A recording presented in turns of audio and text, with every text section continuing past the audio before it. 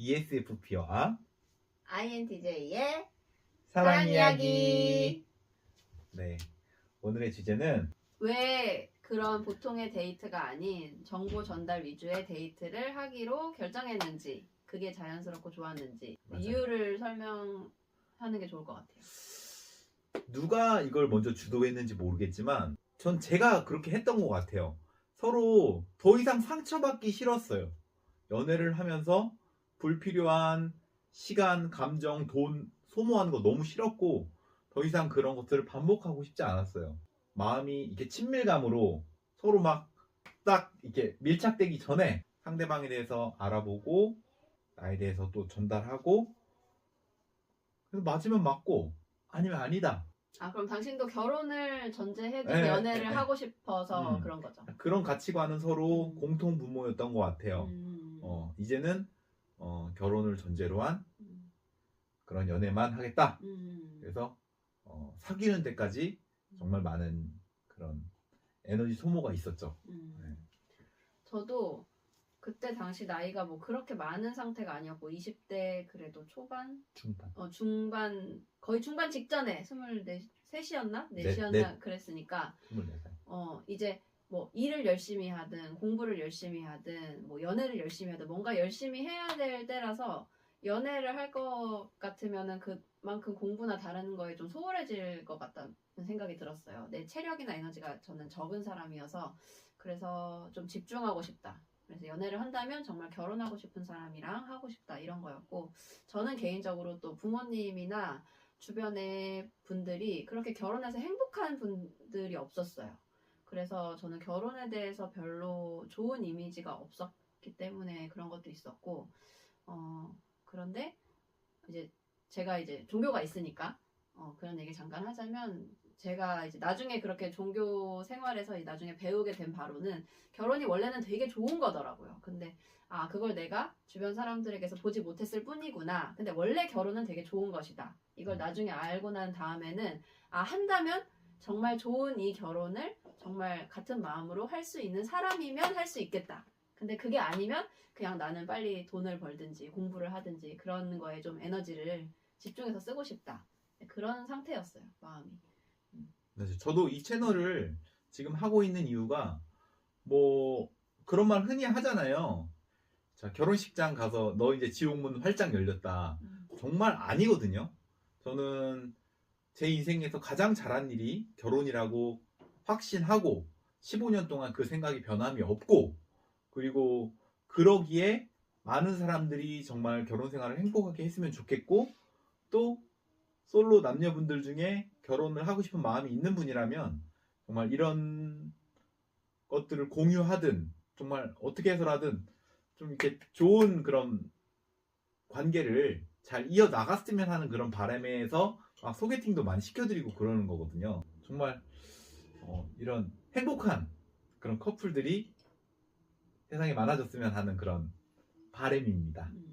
그런 얘기도 해볼까? 그럼 과거에 대해서 과거의 상처 같은 걸 어떻게 그러니까 좀 극복이랄까? 나 같은 경우는 그 정보성 이 데이트를 하게 된 이유가 주변에 또 결혼해서 행복하지 않은 분들을 많이 봤기 때문에 나는 실패하고 싶지 않다. 약간 그런 의미도 있었는데, 사실 그런 마음이면은 그런 말 있잖아요. 아빠를 너무 싫어하면 아빠 같은 남자 만난다. 뭐 그런 거 있잖아요. 그런 것처럼 내가 행복해 보이지 않는 사람들의 모습을 봤기 때문에 또 내가 또 그런 행복하지 않은 관계성을 또 만들 수도 있지 않나라는 불안이 또 있을 수 있잖아요. 네.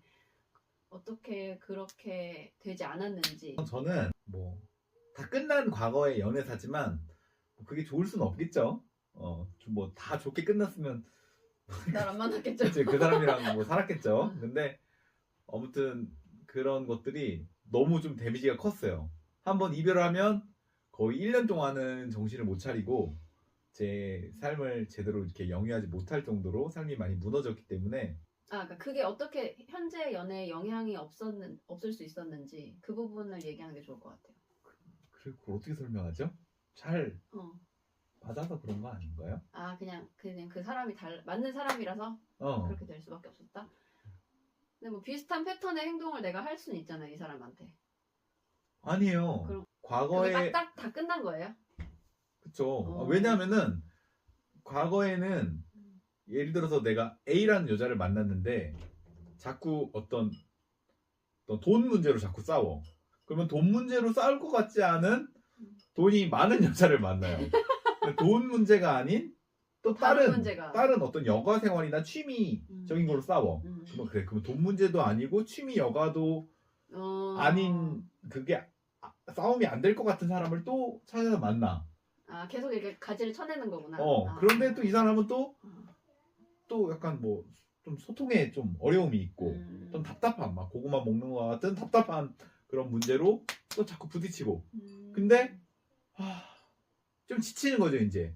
또 다른 사람을 만나면 얼마나 또 다른 문제가 또 도사리고 있을까. 또 무섭기도 하고. 근데 그래서 그런 부분들에 의한 예방책으로 질문도 다 거기 포함이 됐던 것 같아요. 그런 질문들도 하나하나 체크를 해봤는데 전에 만났던 A, B, C의 여성분들이 저랑 부딪혔던 위험 요소를 전혀 갖고 있지 않은 거죠. 그래서 저는 뭐 크게 부딪힐 일이 없었습니다. 근데 당신한테 마음에서 뭔가 상처가 건드려진다든지 그런 건 없었어요? 상처가요? 뭐 최근에 내가 완벽했나요? 그건 아닐 거 아니야. 거의 완벽했죠. 아, 거의 완벽했고. 당신한테 잘 맞는 사람이라서 아예 위험 요소 자체가 없는 사람이라서 시작 자체가 달랐다. 그렇기도 했지만 자꾸 전에 얘기를 해서 죄송한데 전에 만났던 이제 A, B, C의 경험을 통해서 나를 알게 된 거고 나를 알았기 때문에 걸러야 될 유형, 그러니까 저의 기준에서요. 그분들이 나쁘다는 게 아니라 그래서 걸러야 될 A, B, C 유형을 피하다가 만난 게 와이프였는데 그것과 전혀 다른 저와 잘 맞는 사람이었다. 저 같은 경우는 사실 부모님의 뭐 불화 이런 게 저한테는 가장 큰 이슈였는데 그래서 저도 어렸을 때부터 나는 이렇게 해야지 이렇게 하지 말아야지라는 생각을 되게 많이 했었고 이런 사람 만나지 말아야지 이런 사람 만나고 싶다 그런 생각을 많이 했어요. 그래서 저도 정보를 주고받을 때 그런 걸 염두에 두고 많이 질문했던 것 같아요. 그래서 진짜 나랑 가치관은 같은데 정말 같이 뭐든 할 수 있는 사람이겠거든. 예를 들어 너무 고집이 세면 안 된다라든지 저 나름대로 필터가 몇 개 있었는데 그게 다 맞아 떨어졌던 그래서 굉장히 이런 사람을 그냥 만나게 됐어. 그 부분은 제가 할 수 없는 영역인 것 같아요. 그러니까 만나는 것 자체는 내가 할 수 없는 거죠. 만난 후에 내가 질문을 하고 이렇게 만들어가는 건 내가 할 수 있지만 그 사실 만남 자체는 정말 나의 영역이 아니다. 그치. 나한테 맞는 사람을 만나는 건 하지만 나한테 맞는 사람을 만났더라도 그런 정확한 질문과 솔직한 답변의 과정이 있었기 때문에 지금 저희의 그 연애와 결혼 생활이 지금까지 잘 유지되어 오는 것 같고요. 그때 저희가 사귄 지 얼마 안 돼서 바다 여행 갔던 이야기 잠깐 해도 될까요? 그건 다음에 하면 좋을 것 같아. 이게 좀 길어져가지고. 그래요? 네. 아까 내가 그 얘기를 하고 싶었는데 부모님에 대한 거나 과거에 대한 상처와 잘 화해한 후에 이렇게 사람을 만나는 게 좋겠다 이 얘기를 하고 싶었어요. 부모님에 대해서 이렇게 결국에는 내가 부모님을 잘 이해하게 됐고 더 이상 그 상처가 다시 올라오지 않는 상태 그런 상태에서 연애를 하는 것이 되게 건강한 관계를 만들어 나가는데 되게 중요하다라는 생각이 들었거든요. 그렇죠. 자기의 어떤 상처와 어떤 이게 여전히 막 벌어져 있는 상처를 가지고 만나면 자기도 같은 것들을 반복할 수 있기 때문에. 근데 그런 치유의 과정이 있었어요, 그러면? 있었죠.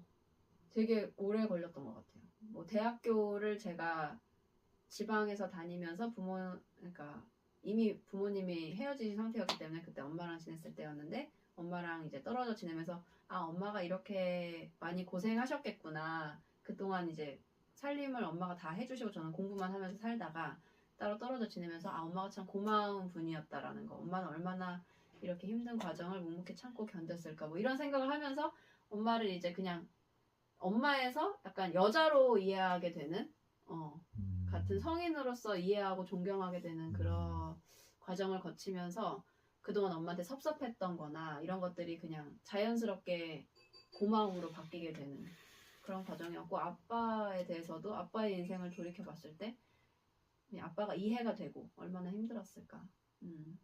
또 그 상황에서 나 같았으면은 나는 더 잘못했을 것 같다. 그렇게 그냥 이해하게 되는 시점이 온 것 같아요. 크면서 그 과정에 제가 다른 여러 사람들의 사랑을 받으면서 마음이 좀 부드러워진 그런 것도 있었을 것 같고, 제가 또 종교 생활을 하니까 거기에서 오는 깨달음이나 이런 것도 있었고, 사실 그게 제일 컸죠. 맞아요. 저도 많은 연애 실패와 또 와이프 만나기 전에 또 사기를 당해서 금전적인 큰 손실을 입고 나서 사실 일어나지 못하는 상황이었어요. 그래서 첫 번째 와이프를 소개해 주겠다는 그 제안을 거절했고, 그 다음에 만나게 된 것도 그 중간에 그 2주라는 짧은 시간 동안 또 제 마음에도 어떤 큰 위로가 있었어요. 뭐 그거는 나중에 기회가 되면 또 설명해 드리도록 하고, 그래서 어느 정도 마음의 어떤 회복, 좀 마음의 힘을 얻은 다음에 조금 만난 것 같아요. 절대 뭐 치유가 일어나고 이런 건 아니에요. 하지만 전보다 좀 나아진 상태에서 교제를 시작했다라고 말씀드릴 수 있을 것 같습니다. 그래서 이 사람을 그냥 이 사람 그대로 바라볼 수 있는 상태가 되는 게 되게 중요한 것 같아요. 내가 이 사람에서 무슨 아빠의 모습을 발견한다든지 엄마의 모습을 발견한다든지 이렇게 자꾸 섞이면 이 관계가 한 사람 한 사람의 관계가 아니고 약간 막 세 사람 네 사람과 내가 관계하는 것처럼 그렇게 만들어지는 것 같아서, 그게 잘 분리가 되고 해결이 어느 정도 된 후에 만나면 좋지 않을까. 물론 완벽할 순 없겠지만 그런 방향성을 가지고 가는 게 좋겠다. 맞아요. 진짜 과거의 나와 잘 화해하고 나의 마음들을 도닥여주고 그래야만, 그쵸, 왜곡된 시각으로 그런 상대방을 바라보지 않고 정확하게 또 관계를 잘 이어나갈 수 있는 것 같아요. 네, 그러면 오늘 영상은 여기까지 하도록 하고, 있는 모습 그대로 바라봐주는 바라봐 주세요. 그냥.